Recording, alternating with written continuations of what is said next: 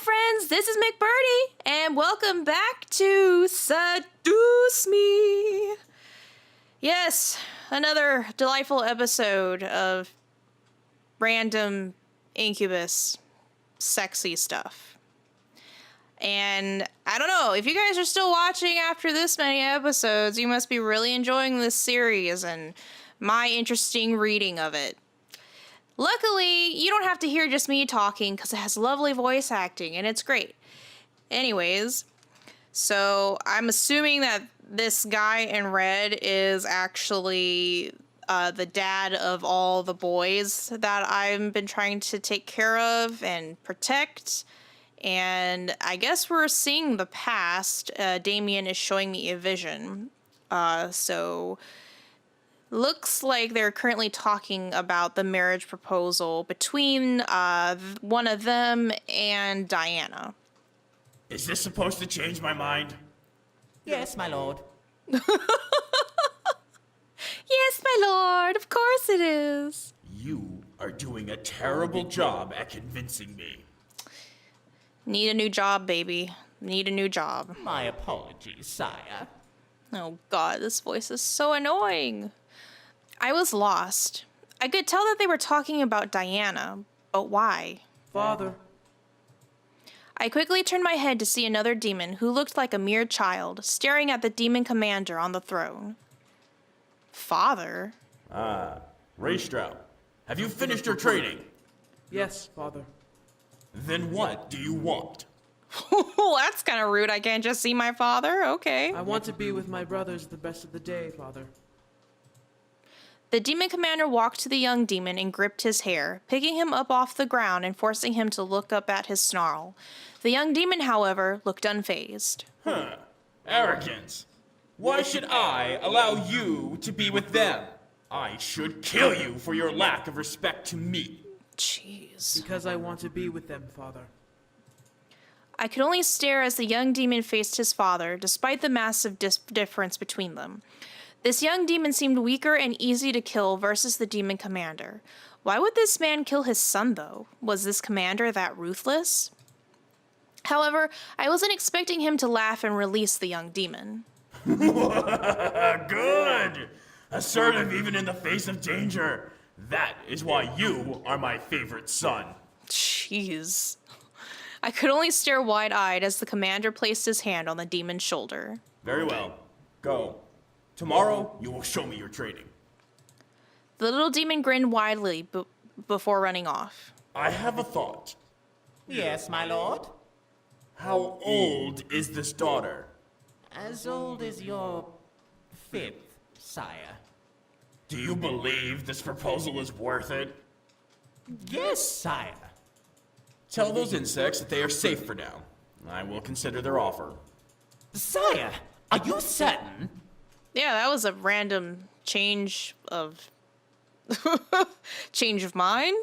Did I stutter? Now go!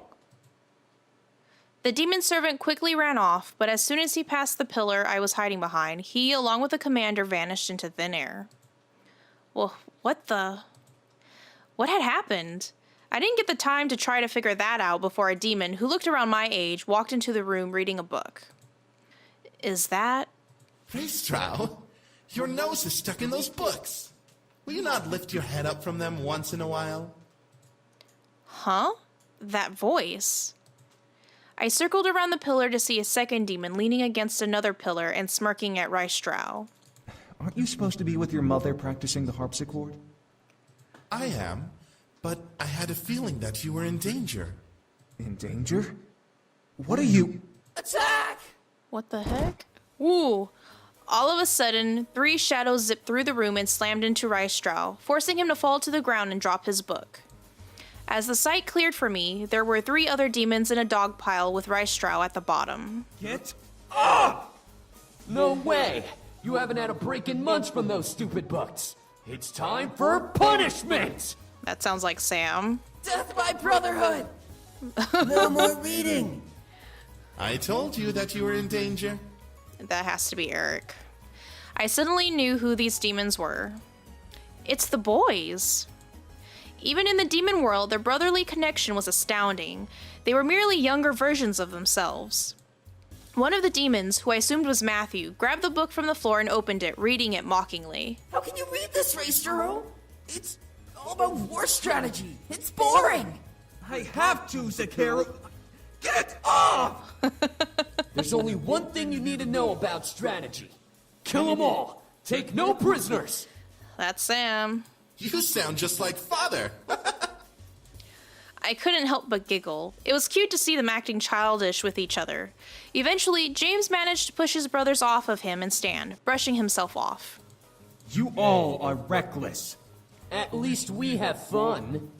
It's true. You haven't been with us in weeks. Don't you think it's time for a break? I'm sure Father won't mind. But I have to...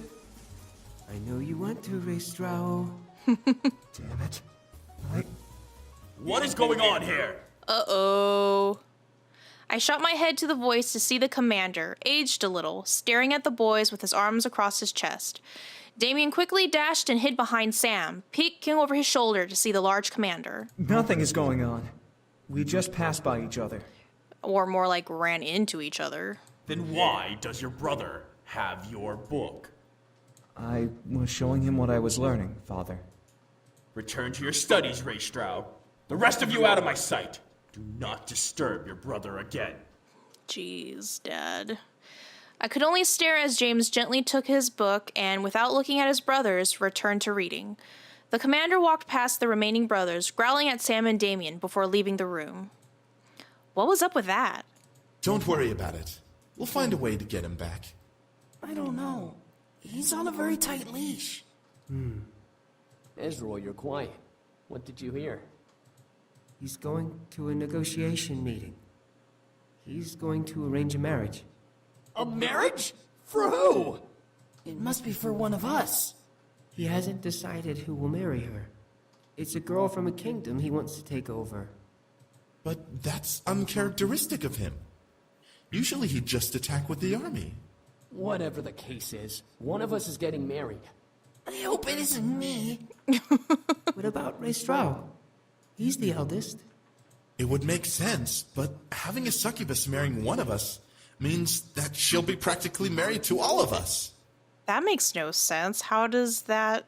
Okay, hopefully they explain that, because that doesn't make sense to me. Well, what should we do?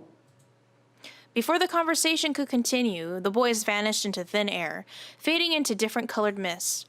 They were replaced by an older Desmeon and Matthew, sitting with each other in the middle of the throne room. Do you think we should? I really want to. Okay, so the only thing that makes them demon is now they have horns, and they're covered in weird stripy colored things. Okay. A great character design. I want to as well. Still, it'll be hard to convince Raystro, since he's the one about to be married, and he's the favorite. We don't know that, Zakaru.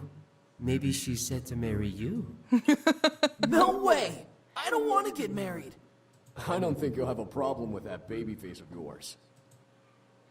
I looked over to see Sam join the duo, crossing his arms and raising an eyebrow at his brothers. Also, what's with the lack of clothes? Like, even, like, their father was, like, in clothing. They're, like, naked. Like, what is up with that? Can anyone explain that? I feel like I should put, like, little fig leaves over their crotches, because otherwise this looks really wrong. What are you two talking about? We got into contact with the human world again. Come on, Ezra. You give humans too much attention.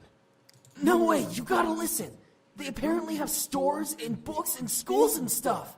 Oh my gosh. So what? It's full of humans who piss on each other for no reason. They're no better than the devil spawn. Nuh-uh, the one we were talking to wasn't like that. Must be Grandpa. How do you know, Zakaru? Because I do! What is going on here? Whoa. Okay, James looks kind of badass. They want to go to the human world. The human world? Raystro, think about it. You won't have to marry that girl and be the heir anymore. You could be with us, and we can make lives for ourselves in the new world. Now you're just talking nonsense. I vote that we do it. Okay. Bad decisions all around. Oh, not you two. Think about it. This may be our chance to finally get away from this political nonsense we're stuck in. We may be nobles, but we're still our own beings. Ristrao is in. What? Asshole! Whoa, so how do we get there? Are you kidding me? You don't even know how we'd get there. A simple spell should work, but it would require someone from the human world to help us get there. Oh, he'd definitely help us. I'm not so sure about... Reistra, aren't you tired of pleasing Father all of the time? I am, but... If you stay, you'll be married off and become ruler of Father's kingdom. You'll have no time for yourself or with us, and you'll be constantly at war with the other realms for power. You'll most likely turn into the spitting image of Father. What he's saying is get your head out of your ass and let's go. If you don't say yes, I'll drag your princely ass with us. Whoa. Don't care what that bastard of a father wants. Whoa. A lot of hate going on here. Come on, Raistro.